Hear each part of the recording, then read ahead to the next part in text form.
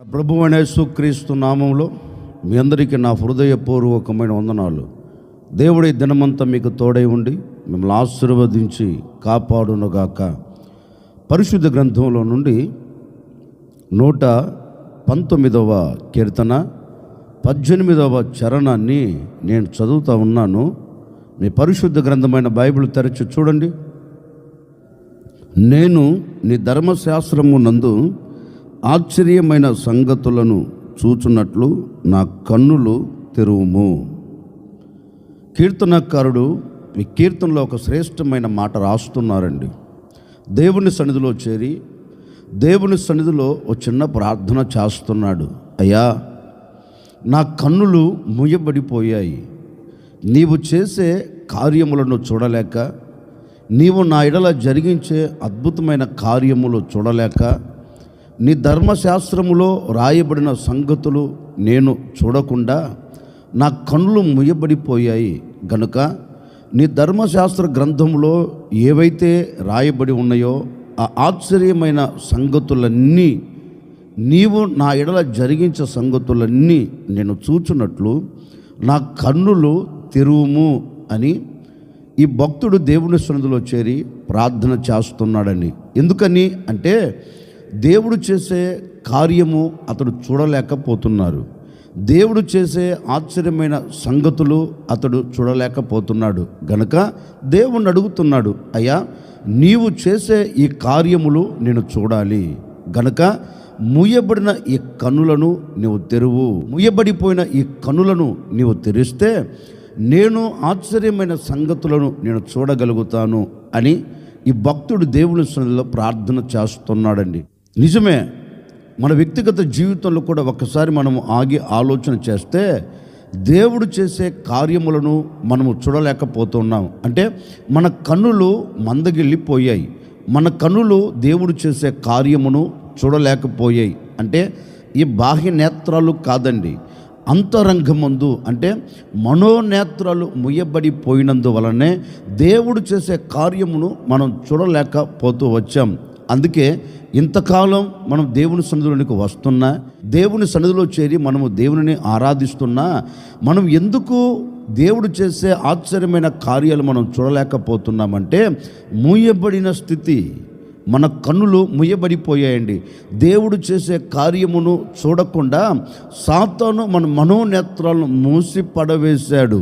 రోజు నీవు దేవుని సన్నిధిలో చేరి చేసుకోవలసిన ఓ చిన్న ప్రార్థన ఏంటంటే, అయ్యా, ఇంతకాలం గడిచిన దినాలన్నీ నీవు చేసే కార్యములు నేను చూడలేకపోతూ వచ్చానయ్యా. నా కన్నులు ముయ్యబడిపోయాయి, నా కన్నులను నీవు తెరువు అని ఈరోజు నువ్వు దేవుని సన్నిధిలో ప్రార్థన చేసుకోగలిగితేనండి, నిశ్చయముగా నా దేవుడు మూయబడిన నీ మనోనేత్రాలను తెరవబోతూ ఉన్నాడు. ఆశ్చర్యకరమైన సంగతులు చూచున్నట్లుగా అద్భుతం జరిగించబోతూ ఉన్నాడు. ఎప్పుడు నీవు చూడనివి, ఎప్పుడు నీవు అనుభవించని అద్భుతాలు, ఆశ్చర్యమైన కార్యాలు ఈ రోజున నీవు అనుభవించాలి అంటే నీవు దేవునిని అడగగలిగితే ఆ దేవుడు నీ కన్నులను తెరిచి ఆయన చేసే ఆశ్చర్యమైన కార్యాలు నీవు చూచున్నట్లుగా ఒక అద్భుతమైన కార్యము నా ప్రభు ఈ పూట నీ ఎడల జరిగించునుగాక. ఈరోజు మనం అడగవలసింది ఒకటే, అయ్యా, ఆశ్చర్యకరమైన సంగతులను నేను చూడాలి గనుక నా కన్నులను తెరువు. మూయబడినవన్నీ తెరవబడినట్లుగా ఒక అద్భుతం నువ్వు జరిగించు అని దేవుడిని అడగగలిగితే ఆయన తప్పక ఈ కార్యం జరిగిస్తాడండి. అందుకే లేఖనములో కూడా ఓ చోట రాయబడిన మాట ఏంటంటే, దైవజనుడైన ఎలీషా ఓ పర్వతం మీద ఉన్నాడు. ఆ దైవజనుడితో ఓ వ్యక్తి కూడా ఉన్నారండి ఆ పర్వతం మీద. ఆ వ్యక్తి దైవ సేవకుడు దగ్గరికి వెళ్ళి, ఎలీషా ప్రవక్త దగ్గరికి వెళ్ళి, ఎలీషా ప్రవక్తతో ఇతను అంటారు, అయ్యా, మన చుట్టూ సిరియనులు వచ్చారు. ఇప్పుడు వారి చేతుల్లోంచి మనం తప్పించబడలేం. ఇప్పుడు వారు మన పర్వతం చుట్టూ ముట్టేశారు. నిశ్చయముగా మనము చనిపోవట ఖాయం, నిశ్చయముగా మనం మరణించుట ఖాయం గనుక ఇప్పుడు ఏం చేయాలో అర్థం కావట్లేదు అని ఆ దైవ సేవకుడితో అంటే ఆ దైవ సేవకుడు ఏం కంగారు పడలేదండి. అంటే ఆ దైవ సేవకుడు ఆత్మ సంబంధమైన మనోనేత్రాలు తెరిచినందువలనే ఆ దైవజనుడు ఒక దాన్ని చూస్తున్నాడు. అంటే దేవుడు చేసే ఆశ్చర్యమైన కార్యమును చూచాడు అతను. ఆ దైవజనుడు దేవుడు చేయబోతున్న కార్యమును తలంచాడు. అతని కన్నులకు కనపడుతున్నవి ఏంటి అంటే పర్వతం చుట్టూ అగ్ని రథాలతో దేవుడు నింపి పడవేశాడు. గనుక ఇతడు శత్రువులను చూడట్లేదు, కానీ దేవుడు చేస్తున్న కార్యమును అతని కన్నులతో చూస్తున్నాడు. అంటే అతనితో ఉన్న వ్యక్తి ఎందుకు చూడలేకపోయాడు అంటే అతని కన్నులు ముయ్యబడిపోయాయి. అందుకే ఎలీషా ప్రవక్త, అవునా నాకు కనపడుతున్నాయి కదా, నీకెందుకు కనపడట్లేదు, నేను చూస్తున్నాను కదా, నువ్వెందుకు చూడట్లేదు అని ఈ మాటలు ఏవి అతనితో అనలేదండి. ఒకటే, దేవుని సన్నిధిలోనికి వెళ్ళి దేవుని సన్నిధిలో చిన్న ప్రార్థన చేస్తున్నాడు. అయ్యా, వీడు చూచున్నట్లు వీడి కన్నులు ఒక్కసారి తెరవయ్యా, వీడి కన్నులు ముయ్యబడిపోయాయి. నీవు చేయబోతున్న ఈ కార్యంను చూడకుండా వీడి కన్నులు ముయ్యబడిపోయాయి. నీవు చేస్తున్న ఆ కార్యంను చూడకుండా వీడి కన్నులు ముయ్యబడిపోయాయి. కనుక ఒక్కసారి ఇతని కన్నులను నీవు తెరిస్తే నీవు చేసే ఒక అద్భుతమైన కార్యమును ఇతగాడు చూడగలుగుతాడు అని దేవుని సన్నిధిలో అతడు ప్రార్థన చేస్తానండి. లేఖనంలో చక్కగా రాయబడిన మాట ఏంటో తెలుసా? దేవుడు అతని కన్నులు తెరిచినందువలన ఆ పర్వతము చుట్టూ అగ్ని రథాలను చూడగలిగాడు. ఒకప్పుడు ఎందుకు చూడలేకపోయాడు అంటే మూయబడిపోయాయి. ఇప్పుడు ఎందుకు అతడు చూడగలిగాడు అంటే లేఖనం అంటుంది, దేవుడు అతని కన్నులను తెరిచినందువలన అగ్ని రథాలను చూడగలిగాడు. నిజమే. ఈ ఉదయకాల సమయంలో నేను కూడా మీతో చెప్పాలి అనుకున్న మాట ఏంటంటే, ఒకవేళ ఈ క్షణం వరకు దేవుడు చేసే కార్యమును నువ్వు చూడకుండా, దేవుడు చేసే అద్భుతమైన కార్యము నువ్వు అనుభవించకుండా, నీ కన్నుల ఎదుట కనపడుతున్నప్పటికీ, నీ కన్నుల ఎదుట నిలిచి ఉన్నప్పటికీ చూడలేని మందత్వము కలిగిన ఆ దృష్టితో నువ్వు నడిపించబడుతున్నావేమో. ఇక ఏం చేస్తాడులే, ఇక ఏం చూస్తానులే, నా బ్రతుకులో ఒక్క కార్యం జరగట్లేదు అని కృంగిపోవలసిన అక్కర్లేదండి. ఈరోజు ఒక సేవకుడిగా నేను మీతో చెప్తున్నాను, ఈ దినము నా దేవుడు నీ పట్ల చేసే కార్యమును నీవు చూచున్నట్లుగా ఈ ఉదయకాల సమయంలో నా ప్రభు నీ కన్నులను తెరవబోతూ ఉన్నాడు. ఆశ్చర్యకరమైన సంగతులు చూచున్నట్లుగా నీ కన్నులను తెరవబోతూ ఉన్నాడు. నీవు చూడబోయే కార్యమును చూచున్నట్లుగాను నీ కన్నులను నా దేవుడు తెరవబోతూ ఉన్నాడు. మూయబడిన ప్రతి కన్నులు తెరవబడునుగాక. దేవుడు చేసే అద్భుతమైన కార్యమును నీవు చూచెదవుగాక. ఇప్పటి వరకు చూడని కార్యమును ఇక మీదట ఈ క్షణము నుండి, ఈ మాటలు వింటున్న ఈ క్షణము నుండి నా ప్రభు నీ కన్నులను తెరవబోతూ ఉన్నాడు. భక్తుడు అనినట్లుగా నీ ధర్మశాస్త్ర గ్రంథమందు ఆశ్చర్యకరమైన సంగతులు చూచున్నట్లుగా నా కన్నులు తెరవయ్యా అని నీవు అడగగలిగితే ఇప్పుడే నా దేవుడు నీ కన్నులను తెరవబోతూ ఉన్నాడు. నీ ఎదుట నిలబడిన ఆశ్చర్య కార్యములు నువ్వు చూడబోతూ ఉన్నావు. దేవుడు పూనుకొనిన కార్యములన్నిటినీ నీవు అనుభవించబోతూ ఉన్నావు. ఈ క్షణమే నీ కన్నులను నా దేవుడు తెరిచి నీ ఎదుట ఉన్న అద్భుతమైన కార్యములన్నిటినీ నీవు చూచెదవుగాక. ఈ దినము నా దేవుడు మీ కన్నులను తెరవబోతూ ఉన్నాడు. నా దేవుడు నీ కన్నులను తెరిచేదానికి నీ ఎదుట ప్రత్యక్షమై ఉన్నాడు. ఆయన పూనుకొనిన కార్యం ఇక మీదట నీ కంటికి మరుగు కాకుండా నీవు తేటగా చూచున్నట్లుగాను, నీవు తేటగా చూచి ఆనందపడేటట్లుగాను దేవుడు ఈ ఉదయకాల సమయంలో అద్భుతమైన కార్యములు జరిగించబోతూ ఉన్నాడు. గనుక నీవు ఆ చిన్న ప్రార్థన, నేను ఆశ్చర్యకరమైన సంగతులను చూడాలయ్యా అని ప్రార్థన చేస్తే తప్పక నా ప్రభు నీ కన్నులను తెరుచునుగాక. ఆయన మన కన్నులను తెరిస్తే మనం దేనిని చూడగలం? ఒకరోజు ఇంట్లో ఉన్న యజమానుడు కట్టుకున్న భార్యను పిలిచి ఆవిడతో ఓ మాట అంటున్నాడు, అమ్మా, నీవు నా ఇంట్లో ఉండేదానికి వీలు లేదు గనక నీవు నీ కుమారుని తీసుకొని వెళ్ళిపో అని ఆ అమ్మకి అంత ఆహారాన్ని, అంత నీళ్ళ బాటిల్ను ఇచ్చి సాగనంపాడండి. ఇప్పుడు ఆ అమ్మ ఆ ఇంటిని విడిచి బాధతో కుమిలిపోతూ కృంగిపోతూ అడుగులు వేస్తూ వెళుతుంది. ఆమె మనసులో నాటుకుపోయిన మాట ఏంటో తెలుసా? అయ్యో, నా అనుకున్న వారే నన్ను మోసం చేశారే, నా అనుకున్న వారే నన్ను విడిచిపెట్టారే, నా అనుకున్న వారే నన్ను హక్కున చేర్చుకోలేదే, నా అనుకున్న వారే నాకు తోడుగా ఉంటారు అనుకున్నాను, ఒంటరిగా నన్ను విడిచిపెట్టేశారు. ఏంటా నా జీవితం, ఏంటా నా బ్రతుకు అని ఆ యమ్మ ఆలోచన చేస్తూ తన ప్రయాణమును కొనసాగించుకుంటూ వెళుతుంది. కొంచెం దూరం వెళ్ళేలోపు తీసుకొని వెళ్ళిన ఆహారం అయిపోయింది, తీసుకొని వెళ్ళిన నీళ్లు అయిపోయాయి. ఇక ఆ యమ్మ మనసులో ఒక ఆలోచన కలిగింది. ఎందుక నేను బ్రతకటం, వీటన్నిటినీ నేను అనుభవించలేను. పడుతున్న బాధలు, పడుతున్న నిందలు, పడుతున్న అవమానాలు ఇక నేను భరించలేను.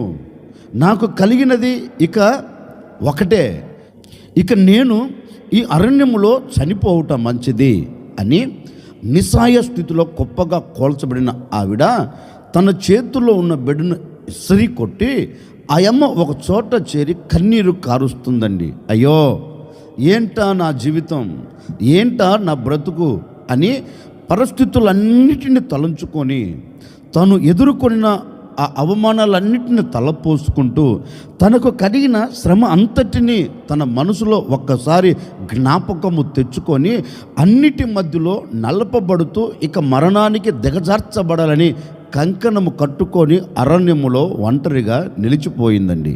ఇక ఆమె మనసులో ఆలోచన ఒక్కటే, నేను చావాలి, నా కుమారుడు చనిపోయిన తర్వాత నా జీవితంలో కూడా నేను ముగించుకోవాలి అన్నట్లుగా అండి అల్లంత దూరాన కూర్చొని కన్నీరు కారుస్తూ ఏడుస్తూ విలపిస్తూ కృంగిపోతూ దేవుని వైపు చూచినట్లుగా ఒకసారి ఆకాశం వైపు తన కన్నులు ఎత్తిందండి. ఇక ఎవరు నన్ను ఆదుకోగలుగుతారు, ఇక ఎవరు ఈ పరిస్థితుల్లో నన్ను ఓదార్చగలుగుతారు? ఓదార్చగలిగిన భర్తే నన్ను ఇంటిలో నుంచి గెంటి పడవేశాడే, ఆదరించవలసిన అక్కే నన్ను నవ్వుల పాలు చేసి ఇంటి నుండి నన్ను దూరం చేసిందే, ఇంకా ఎవరు నాకు దిక్కు అన్నట్లుగా అండి ఆ యమ్మ కన్నీరు కరుస్తూ గొప్పగా కొల్చబడింది. ఆమెను సృష్టించిన దేవుడు ఆమెను మర్చిపోలేదండి. కట్టుకున్న భర్త మర్చిపోయాడేమో, కట్టుకున్న భర్త విడిచిపెట్టాడేమో, తనతో ఉన్న అక్క తనను వదిలించుకుందేమో, కానీ అక్క వదిలించుకున్నా, భర్త విడిచిపెట్టినా, అందరూ మధ్యలో నుంచి అవమానాస్పదముగా గెంటి వేయబడినా కానీ ఆమెను సృష్టించిన సృష్టికర్త ఆమెను మర్చిపోలేదండి. ఆమెను మర్చిపోకుండా ఆమెతో ముద్దుగా ముచ్చటగా మాట్లాడుతూ ఉన్నాడు. హాగరు, నీకేమొచ్చిందమ్మా? ఎందుకు ఈ అరణ్యములో కన్నీరు కారుస్తున్నావు? ఎందుకు ఈ అరణ్యములో వేదన చెందుతున్నావు? ఎందుకు చనిపోవాలని కంకణం కట్టుకుని అడుగులు వేశావు? నీవు భయపడవలసిన అక్కర్లేదు ఆగరు, నీవు భయపడవలసిన అక్కరలేదు. అందరూ విడిచిపెట్టినా నేను నిన్ను విడిచిపెట్టును, నేను నీకు దూరము కాను, నిశ్చయముగా నేను నిన్ను ఆశీర్వదిస్తాను, నీ సంతతిని విస్తరింప చేస్తాను, నీవు కంగారు పడగాకు అని ఆ యమ్మతో ధైర్యంతో కూడిన మాటలు చెప్పి ఆ యమ్మ పట్ల ఒక అద్భుతమైన కార్యం జరిగించాడండి. ఎప్పటి నుండో ఆమె ముంగిటే, ఆమె ప్రక్కనే ఏరులై పారుతుంది నీటి ఓట. ఆ శబ్దం ఆ యమ్మకు వినపడలేదు, ఆ నీటి ఊట ఆ యమ్మకు కనపడలేదు. ఎందుకంటే చెవులు మందమెక్కిపోయాయి, కన్నులు మందగిల్లిపోయాయి. అంటే చెవుటి దాని వలె బ్రతుకుతుంది, చూపు చూడలేని స్థితిలో నిలిచిపోయింది. లేఖనములో చక్కగా రాయబడిన మాట తెలుసండి, దేవుడు ఆమె కన్నులను తెరిచిన మరుక్షణం, దేవుడు ఆమె కన్నులను తెరిచిన మరుక్షణం ఆమె ఎదుట ఉన్న నీటి ఓటను చూచెను. ఆ మాట ఇప్పుడు చదువుదాం. ఆదికాండం 21వ అధ్యాయం 18వ వాక్యాన్ని నేను చదువుతూ ఉన్నాను. నీవు లేచి ఆ చిన్నవాణ్ణి లేవనెత్తి నీ చేత పట్టుకొనుము, వానిని గొప్ప జనముగా చేసేదనని ఆమెతో అనెను. మరియు దేవుడు ఆమె కన్నులు తెరిచినందున ఆమె నీళ్ళ ఊట చూచి వెళ్ళి ఆ తిత్తిని నీళ్ళతో నింపి చిన్నవానికి త్రాగనిచ్చెను. లేఖనం చక్కగా చెప్తున్న మాట ఏంటంటే, ఆమె అప్పటి వరకు నీటి ఊటను చూడలేదండి. అప్పటి వరకు ఆమె దాహము తీర్చబడక కన్నీళ్ళ మధ్యలో నిలిచిపోయి ఉంటే దేవుడు ఆమెకి ఏది అవసరమో ఆ సమయమున అది ఆమె ఎదుట కనపడినట్లుగా ఆమె కన్నులను దేవుడు తెరిచాడండి. అంటే దేవుడు ఆ చోట నీటి ఊటను ఉంచాడు, కానీ చూడలేని స్థితి. దేవుడు ఆమె ఎదుట నీళ్ళ ఊటను పెట్టాడు, కానీ ఆ నీళ్ళ ఊటను చూచి ఆమె దాహము తీర్చుకోలేని స్థితిలో కన్నులు మూయబడిపోయాయి. అందుకే దేవుడు ఆగరుతో అంటాడు, ఆగరు, నీ ఎదుట ఉన్న నీటి ఊట నీవు చూచినట్లుగా ఒక అద్భుతమైన కార్యము నేను జరిగించబోతూ ఉన్నాను అని ఆమె కన్నులను ముట్టగా, ఆమె కన్నులను తెరవగా ఆమె ఆ నీటి ఊటను చూచి తృప్తి పొందిందంటండి, దాహము తీర్చబడిందంటండి. అప్పటి వరకు ఏం కలిగింది? నిస్సహాయ స్థితి. అప్పటి వరకు ఏం కలిగింది? మరణ అవస్థలకు వెళ్ళాలని ఆలోచన. అప్పటి వరకు ఆమె ఎలా నడిపించబడుతుంది? ఇక లోకములోంచి నేను లోకాన్ని ముగించుకొని వెళ్ళిపోవాలని మనసులో ఒక తలంపు. కానీ దేవుడు ఆమెను విడిచిపెట్టకుండా ఆమె కన్నులు తెరిచినందున ఆమె దానిని చూడసాగింది. నిజమే కదండి, ఆగరు జీవితంలో కలిగినట్లుగా మన జీవితంలో ఎన్నో ఆటుపోట్లు కలుగుతూ వచ్చాయి. ఈ ఒక్కసారైన దేవుడు నా పట్ల అద్భుతం చేస్తే బాగుండు, ఈ ఒక్కసారైన దేవుడు నా పట్ల కార్యం చేస్తే బాగుండు, ఈ ఒక్కసారైన ఆయన మేలు నా ఇళ్ళ జరిగిస్తే బాగుండు అనుకుంటున్నావు. కానీ ఆయన చెయ్యాలని ఆ కార్యములన్నీ ఎదుట పెట్టాడు, కానీ నీవే చూడలేని స్థితిలో ఉన్నావు. నీవే దానిని పొందుకొనని స్థితిలో నిలిచిపోయావు గనుకనే ఆ కార్యములో నువ్వు చూడలేకపోయావు.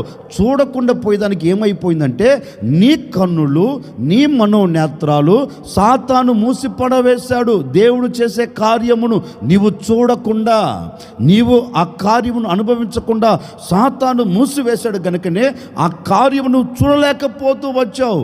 ఈ ఉదయకాల సమయంలో ఓ సేవకుడిగా నేను మీతో చెప్తున్నాను, ఇప్పటి వరకు బాధపడ్డావో, ఇప్పటి వరకు అవమానకరంగా బ్రతికావో, ఇప్పటి వరకు నిందలు అనుభవిస్తూ వచ్చావో, ఇప్పటి వరకు సమస్యల సుడిగుండాలలో చుట్టబడిపోయి కృంగిపోయి కృషించిపోయి లేవలేక ఏ కార్యము జరగట్లేదని అట్లాగే పతనావస్థలకి వెళ్ళాలని నీవు కంకణము కట్టుకున్నావేమో, నీకే నా ప్రభు ఒక శుభవార్త చెప్తున్నారు.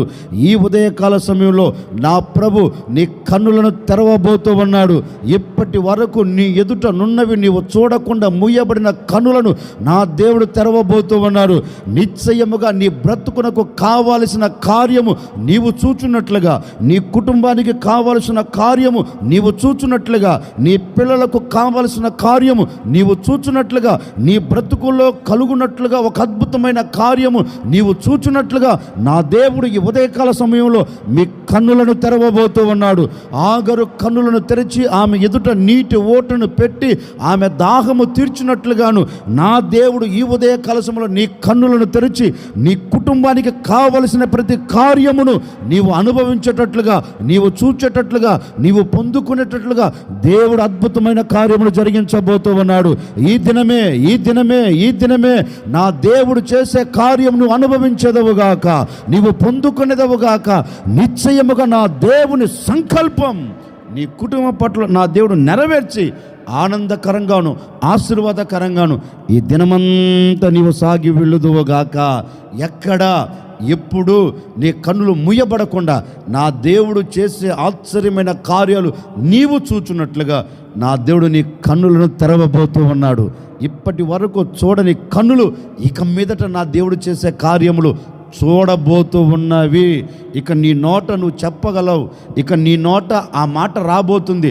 నా దేవుడు నా పట్ల కార్యములు జరిగించాడు, నా దేవుడు నా పట్ల అద్భుతాన్ని జరిగించాడు, నా దేవుడు నా పట్ల నేను అనుకొనని కార్యములు నా దేవుడు చేశాడు అనే మాట నీ నోట వచ్చినట్లుగా, నీ కన్నులు చూచున్నట్లుగా, నీ మనసు ఆనందపడినట్లుగా, నీ కుటుంబం సంతోషించి పరవశించున్నట్లుగా ఈ దినమే నా ప్రభువు నీ పట్ల అద్భుతమైన కార్యం జరిగించబోతూ ఉన్నాడు. ఒకవేళ ఇప్పటి వరకు నీ వ్యాపారంలో అద్భుతం చూడకుండా, నీ చేతి పనిలో అద్భుతం చూడకుండా, నీ ఉద్యోగంలో అద్భుతం చూడకుండా, నీ ఆత్మీయతలో అద్భుతం చూడకుండా, నీ కుటుంబంలో అద్భుతం చూడకుండా ఒకవేళ సన్నగిల్లిపోయి సత్తిగిలబడిపోయి ఇక ఏంటా నా బ్రతుకు మారదా, నా బ్రతుకులో ఒక మార్పు కలగదా అన్నట్లుగా నీవు కృంగిపోయి పడిపోయి నిస్సహాయ స్థితిలో నిలిచిపోయావేమో నాకు తెలియదండి.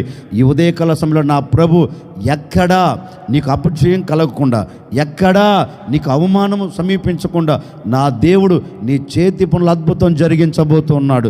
నీ వ్యాపారంలో అద్భుతం జరిగించబోతూ ఉన్నాడు. నీ కుటుంబంలో అద్భుతమైన కార్యం నెరవేర్చబోతూ ఉన్నాడు. ఎక్కడ నిలబడిన నీవు అద్భుతమైన కార్యములే చూడబోతూ ఉన్నావు. ఆ కార్యములు చూచున్నట్లుగా నా ప్రభు మీ కన్నులను నా ప్రభు తెరవబోతూ ఉన్నాడు. యేసు నామములో మూయబడిన ప్రతి కన్నులు తెరవబడునుగాక. తెరవబడిన ప్రతి కన్నులు నా యేసయ్య చేసే కార్యములు చూచెదరుగాక. అందుకే భక్తుడు అంటాడు, నీ ధర్మశాస్త్ర గ్రంథం ముందు ఆశ్చర్యకరమైన సంగతులు చూచినట్లుగా నా కన్నులు తెరవయ్యా. అంటే ఆయన మన కన్నులను తెరిస్తే మనం ఏం చూడబోతున్నామంటే, దేవుడు మన కొరకు దాచి ఉంచిన, దేవుడు మన కొరకు సిద్ధపరిచిన, దేవుడు మనం అనుభవించాలని మన ఎదుట తీసుకొని వచ్చి పెట్టిన ఆశ్చర్యమైన కార్యాలు, అద్భుతమైన కార్యాలన్నిటినీ మనం చూచి మనము పొందుకొని ఆనందకరంగా నిలిచి ఉండబోతూ ఉన్నాం. ఓ సేవకుడికి మనసారా కోరుకుంటున్నానండి, నా ప్రభు మీ కన్నులను తెరచి మీ కుటుంబాల పట్ల అద్భుతమైన కార్యములు జరిగించునుగాక.